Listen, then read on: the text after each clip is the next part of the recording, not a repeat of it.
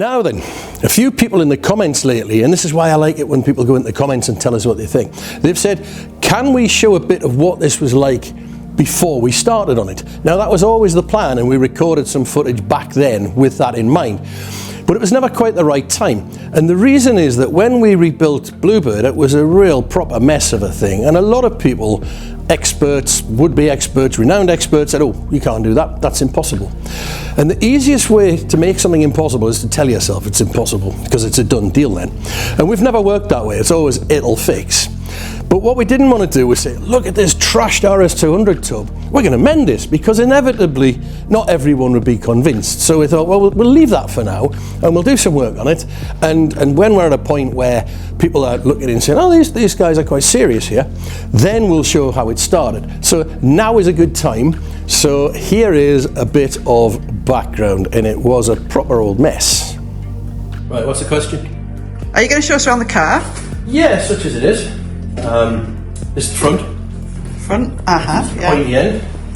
And that's a bit stuck. Basically the transmission runs through here. You have front diff there and two drive shafts run out that way. Bodywork obviously makes it look pretty. Front upper suspension link, which we've just put in. There's obviously a lower one and a hub to carry the wheel. Plastic windscreen from its rallycross days. Still got Tinsley trailers on there, that was one of the sponsors. Still got GB1 on the roof from when Mark Renison drove the car to be British champion. It's a bit crusty inside, but it's been in storage a long time. It has. There's a big dent in there. Yeah, got a bit rough with it. And then this is the back. This is a little windscreen.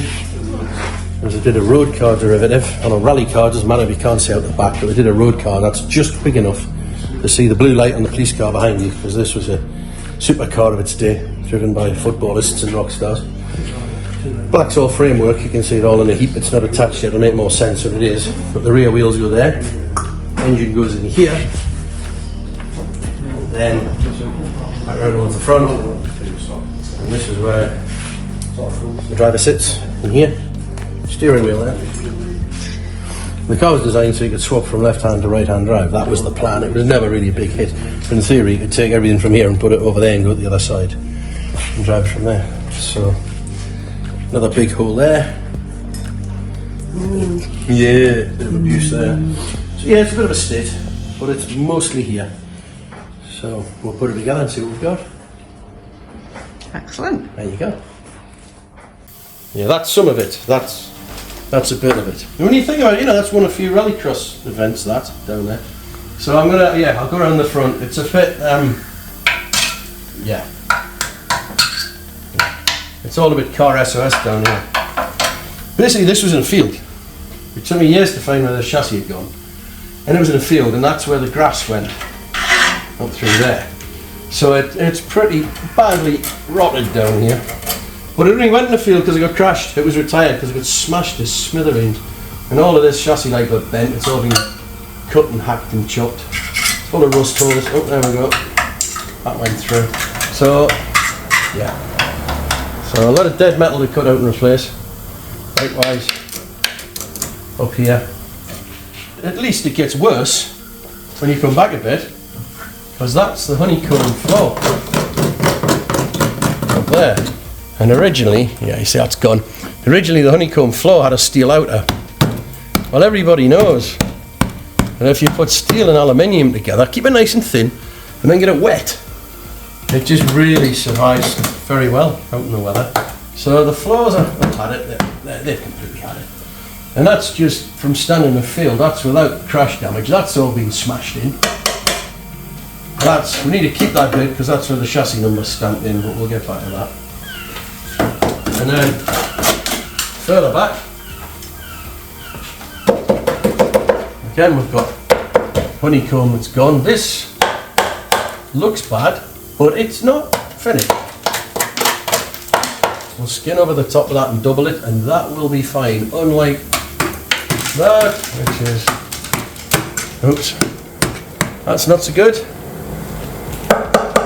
That's not so good, but a cap will go over. We'll replace that. Honeycomb in here.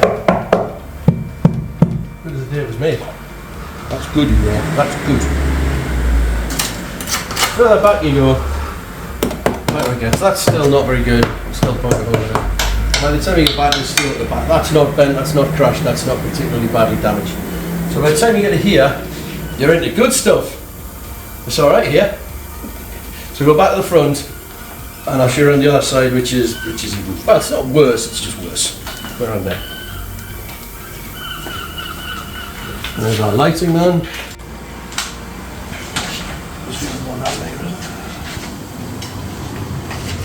Dust. Dust, yeah. This bit's alright. We're okay here. It's all nice and solid. All the back steel extensions are solid. It's solid. Lighting man isn't so solid. Oh, here we go. Sparking. Yeah, sparking. That'll. Put it down. You're gonna be on fire. Yeah. So now we're into things like we're into crash damage now, because you get up to here, and this was retired because it had a really bad smack. I believe it was in France, and it got properly smashed, and it's gone right through there. Look, that's completely gone. And this piece here, from there, right, this flat piece, was always referred to as the plank, and the plank is shattered. That's for the pedal box, and you've got one there so you can have left or right hand drive. It didn't really work out that way because all the wiring harness was different, the pedals were offset, but that's the theory.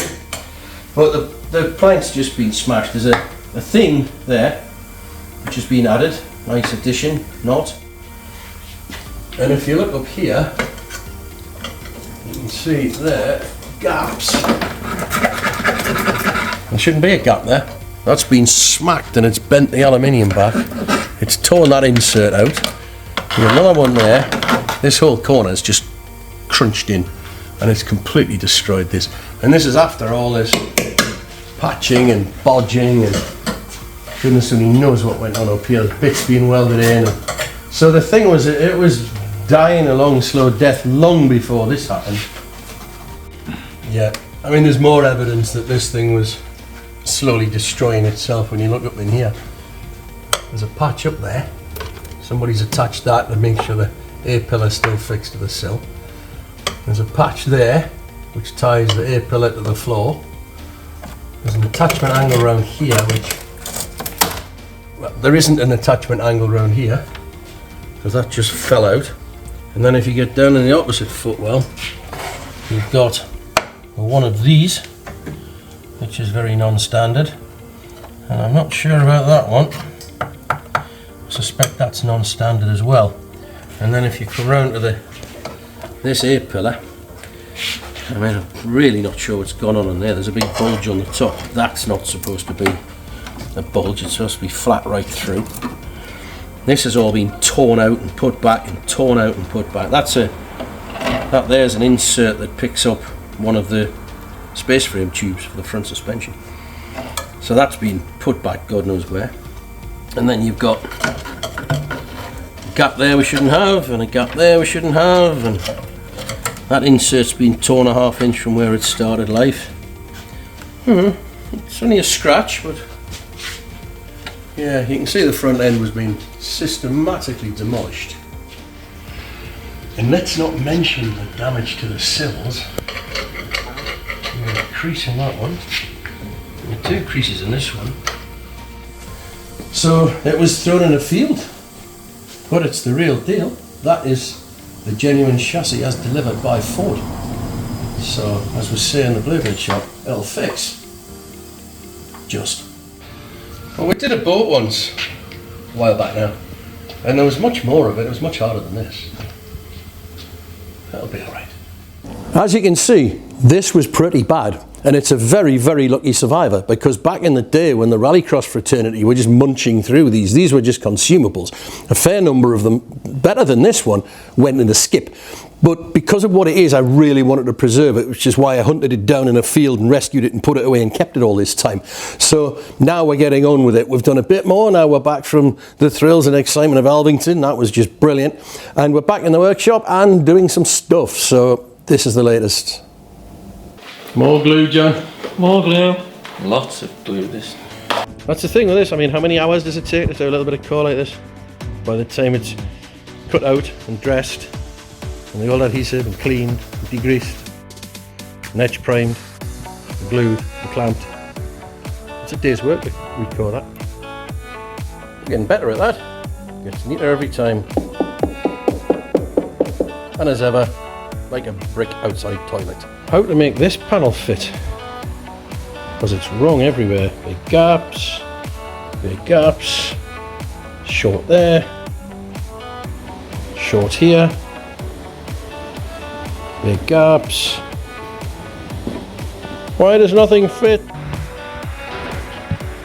You think that's got it, John? It should.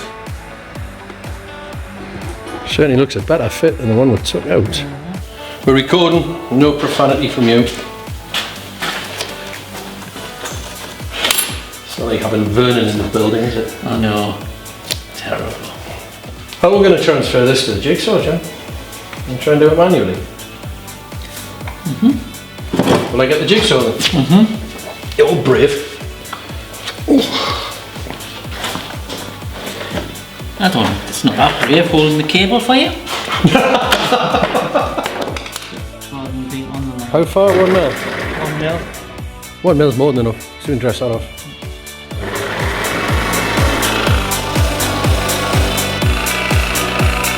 One we prepared earlier. That's not bad, that. You need to cut the notches out of it now.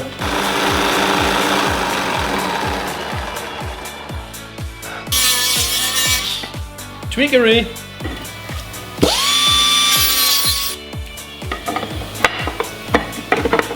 Turns into a sculpture once you've roughed it out. That's the two panels now roughed out. Still some fine fettling to do, but they exist, and it won't be long until they're glued down. And that'll be quite a big step along the road to fixing this chassis. Well, some good progress there, plodding along, as John would say. Some more parts made, but every time we get close to assembling something, we find something else that's disassembled itself and it needs to be fixed. And here we've got a curious little failure. This is one for the detail fanatics. I like it, so I'm sure you guys will. And if you get a chance, don't forget to press the subscribe button. Not because we think we might be the next big thing on YouTube. That's never going to happen. It's just nice to know that you're out there. So we'll show you this failure and see what you think of this. This new panel that we've just made fits on there. And onto there goes a steel outer skin. It was originally a steel outer skin bonded directly to the honeycomb, as we discovered. But there's a steel outer skin goes over there, and it wraps over the top, and it rivets along this edge, and it goes down to that line. You can just see there, and it has a few rivets in it. But it goes down to this line, it goes through that gap at the end, all the way out to here, and then it does the same thing down the inside of there. So this is one continuous edge all the way around there and around there. The problem with that is that this edge here comes up to meet it, and it isn't actually attached between there and there. There's a gap in there that always was. They're not joined. As you can see, this panel is a kind of a zigzag. And this section runs parallel to the centre line of the car, then it comes in, and then it corrects and runs parallel again. And they've achieved this by routing a groove into the honeycomb there, and bending that round with some glue in and put a doubler over the top. And likewise at this end they've routed the back and bent it and glued it and put a doubler plate on.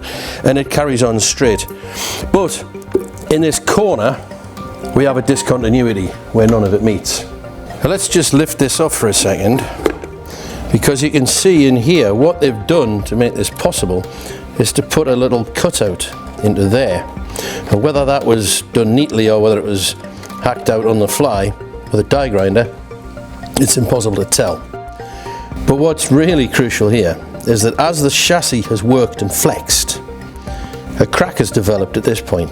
That's obviously the origin of the crack, but it's then propagated down through here and it's gone outboard of these fixings because the doubler plate that's been applied to the back of there